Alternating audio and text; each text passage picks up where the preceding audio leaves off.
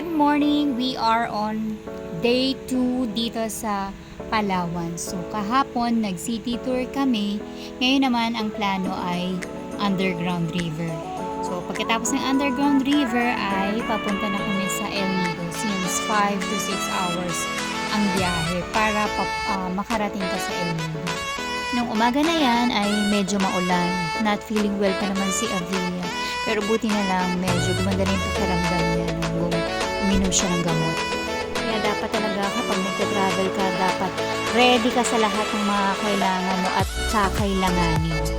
Lalo na nagka-travel ka, kasama mo yung mga kids. Kaya dapat lahat as in dala mo.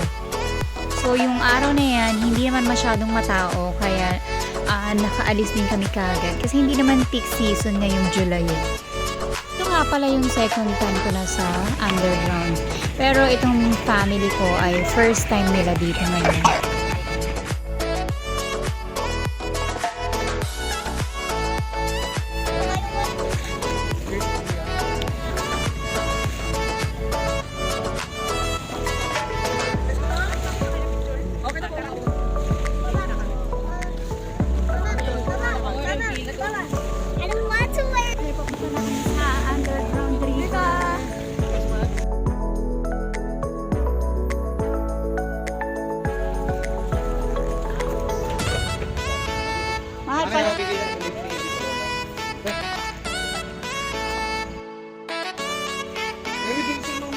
So 100 years old na yung pool nila yun.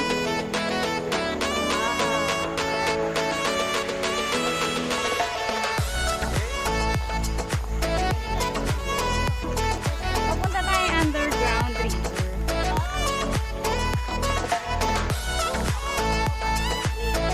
So yung iba, mga pabalik na, siguro napakaaga nilang dumating dito. Kaya maaga silang nakatapos. Yung mga monkeys pala dito, mga pakalat-kalat lang sila dito. Bawal kang nga palang magdala ng foods or bawal kang magbukas ng bag mo kasi iisipin ng mga monkey may pagkain doon. Kaya mang-aagaw sila. Ay! Nakagat! Yung monkey na yun, nagbukas ng bag at ayun, kinagat yung babae. Buti na lang, daplis lang siya. Maganda rin pala minsan na pumunta kayong hindi peak season kasi hindi matao. Talagang nakasalang kami kagad na pumasok sa underground. Kasi dati, napakaraming tao. Kaya pipila ka talaga at hihintayin mo na makatapos yung iba bago ka makapasok. Binigyan kami dyan ng speaker tsaka headset kung saan meron kaming pinakikinggan na narration.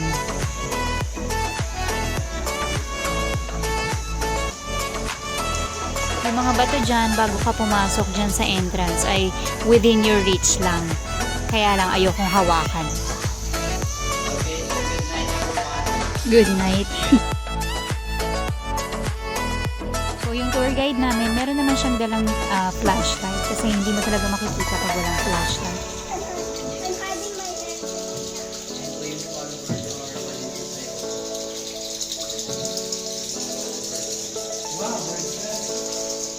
That pala may flashlight sa view.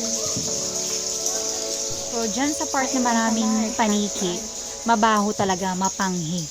Kasi dyan yung mga tae nila, yung mga ihi nila, kaya ang baho talaga.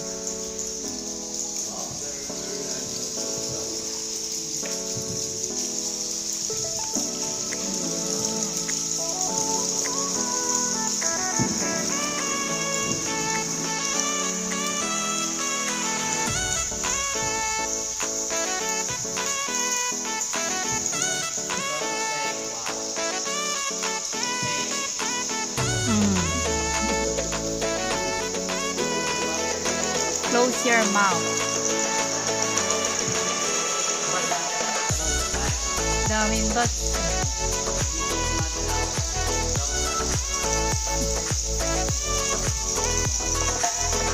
Ang galing nga na meron kaming pinakikinggan sa headset tapos swak na swak siya dun sa part na kung saan ay humihinto ka sa mga part ng mga rocks, kung ano yung tawag doon, kung ano yung image na makikita mo. Talagang dapat on time. Kumbaga timing na timing yung narration dun sa nakikita mo habang nagsasagwan si Kuya.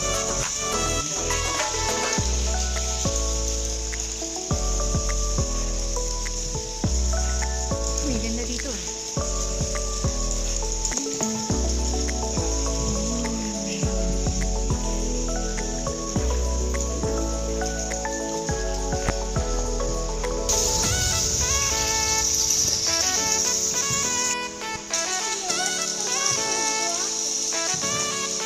Close your mouth, ha.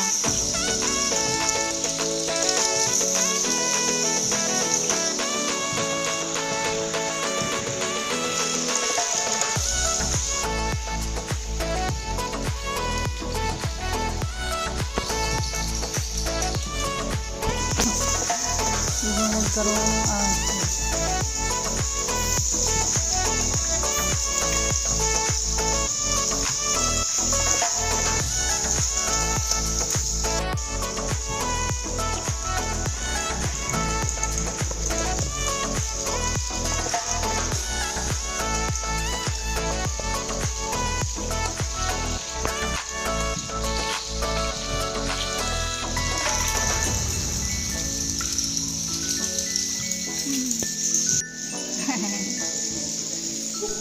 So, dito sa part na to, marami ka nang makikitang mga image or mga parang sculpture na mabubuo dun sa mga stalagmites and stalactites na ituturo ng mga tour guide.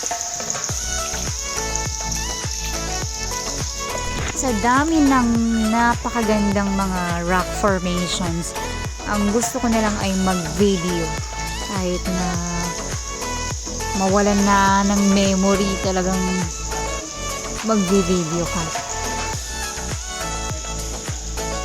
So, ang na-form daw dito ay parang si Virgin Mama Mary.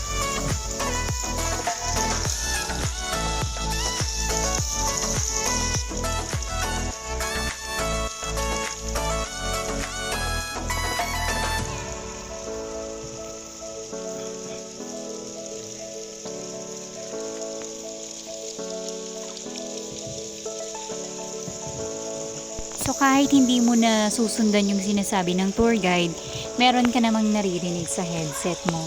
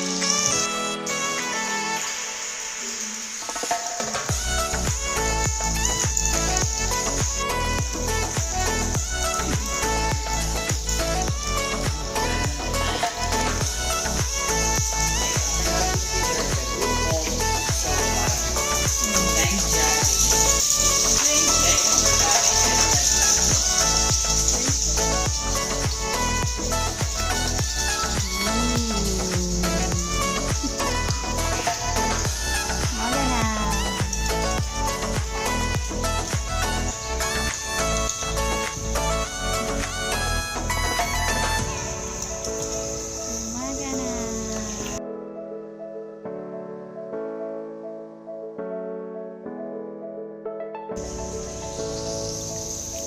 Mary. Si Mary.